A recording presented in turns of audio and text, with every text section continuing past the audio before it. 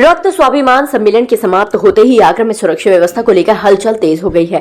करणी सेना द्वारा सपा सांसद रामजीलाल सुमन के आवास की ओर कूच की सूचना के बाद पुलिस ने क्षेत्र में सख्त सुरक्षा इंतजाम किए हैं। जानकारी के अनुसार सांसद रामजीलाल सुमन के आवास के 500 मीटर के दायरे में त्रिस्तरीय सुरक्षा व्यवस्था लागू की गई है। किसी भी अप्रिय स्थिति से निपटने के लिए आवास के बाहर भारी पुलिस बल तैनात किया गया है। पुलिस ने एहतियातन क्रेन के माध्यम से आने जाने वाले मुख्य मार्गों को बंद कर दिया है। इसके अलावा एमजी रोड को सांसद आवास से 200 मीटर तक बैरिकेडिंग कर पूरी तरह ब्लॉक कर दिया गया है। पुलिस मूवमेंट लगातार बढ़ाया जा रहा है और मौके पर वरिष्ठ अधिकारी भी मौजूद है। स्थिति पर बारीकी से नजर रखी जा रही है। वहीं दूसरी ओर समाजवादी पार्टी के राज्यसभा सांसद रामजीलाल सुमन की आगरा में करणी सेना के विरुद्ध प्रदर्शन पर प्रतिक्रिया सामने आई है। उन्होंने कहा कि हमारे देश में असहमति व्यक्त करने के तरीके हैं, लेकिन यह अराजकता की स्थिति है। कोई कहता है गोली मार देंगे, कोई कहता है कि नाक काट देंगे। प्रशासन को इस बात की जानकारी है कि ऐसी भाषा का इस्तेमाल किया जा रहा है। विरोध करने में हिंसा का रास्ता स्वीकार नहीं है। आज प्रदर्शन हो रहा है सनातन हिंदू महासभा के बैनर पे, और खास तौर पर क्षत्रियों के सारे गुट इकट्ठे हुए और राणा सांगा की जयंती मनाई जा रही है। नंबर 1। नंबर 2, जो आपने राज्यसभा में बयान दिया था, उस बयान के ऊपर आक्रोशित माहौल चल रहा है। देखिए, एक तो मैंने किसी धर्म का नाम नहीं किया। राज्यसभा की पूरी कार्रवाई को लोग ढंग से समझे। नंबर 1, मैंने किसी धर्म का नाम नहीं लिया। नंबर 2, राज्यसभा की कार्रवाई के बाद मेरे भाषण के जो अंश थे, उन अंशों को राज्यसभा के सभापति ने संसद के वृतांत से हटा दिया। नंबर 3, असल सवाल क्या है? असल सवाल ये है कि साहब, दुनिया में कोई व्यक्ति या कोई विचार ऐसा नहीं है जो अपने आप में संपूर्ण हो।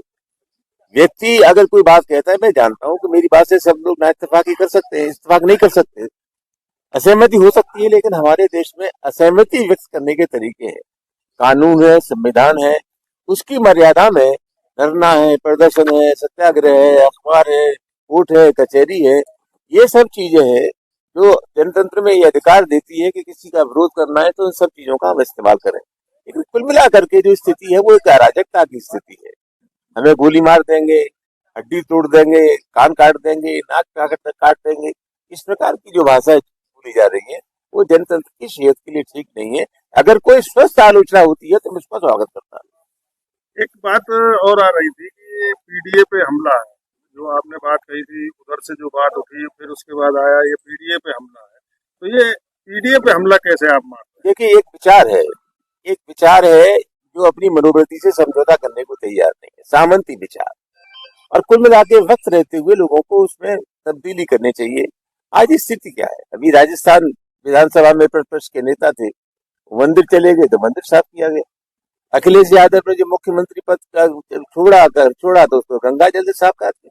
आखिर क्या है विवाद का? जहां तक सवाल है, मैं भाजपा के लोगों से पूछना चाहता हूं, 1991 में जब संसद ने कानून बना दिया कि 15 अगस्त 47 से पहले जहाँ मंदिर था वहां मंदिर रहेगा, जहाँ मस्जिद थी वहां मस्जिद रहेगी, तो फिर ये बड़े मुद्दे उखाड़ने की जरूरत क्या है? फिर एक विचार ये भी है कि साहब आप ज्यादा खुदाई करिए तो बौद्ध मठ निकलेंगे, बौद्ध धर्म के अवशेष निकलेंगे। ये विवाद समाप्त होना चाहिए। और कुल मिला के स्थिति है कि किन लोगों ने इसको शुरू किया, ये भी एक विचारणीय सवाल है। मैं चाहता हूँ समाज में सद्भाव रहे और कुल मिलाकर के हमारे देश में विरोध करने के जो तरीके हैं उनका इस्तेमाल किया जाए। आपको अपने परिवार की और अपने जान माल का खतरा है? जिस तरह की धमकियां मिल रही है, मैं समझता हूँ खतरा तो हो ही सकता है। जिस तरह की धमकियां मिल रही है, हमें मार देंगे, 50 लाख रुपए इनाम देंगे, कोई गोली मार दे, वरना हम खुद ही गोली मार देंगे, कोई जीव काट रहा है, तो ये सब तरह की धमकियां मिल रही है, मैं समझता हूँ उसके चलते सुरक्षा की आवश्यकता है। आप हाई कोर्ट क्यों गए? ऐसा है, जैसी ये घटना हुई तो सबसे बड़ा सवाल ये था कि उपराष्ट्रपति राज्यसभा के सभापति होते, वो सभा का संचालन करते हैं और हमारे सदस्य शक्ति है। मैंने उपराष्ट्रपति जी से विनम्र आग्रह किया किस तरह की धमकियां मिल रही है, और मैंने डीजीपी, होम सेक्रेटरी, इन सब चीजों को जहां जहां सुरक्षा से मिल सकती थी, हमने सब जगह विनम्र आग्रह किया कि सुरक्षा का इंतजाम किया जाना चाहिए। कोई सिरपरा कोई भी घटना कर सकता है। जब वहां सुरक्षा व्यवस्था सुरक्षित नहीं हुई तो हमने हाईकोर्ट का दरवाजा खटखटाया। अच्छा, एक चीज बताया, आपने कभी सुरक्षा नहीं रखी, अच्छी तरह से हमें याद है कि चुनाव भी होते थे, सरकारी 2 पुलिस वाले आपको मिलते थे, तो आप छोड़ के चले जाते थे। आज आप सुरक्षा की छावनी में है, पुलिस की छावनी में। तब में और अब में क्या अंतर लगा? ये मुझसे क्यों पूछ रही हो? मैं छावनी में हूँ, तो इंतजाम पुलिस ने किया है, मैंने तो किया नहीं।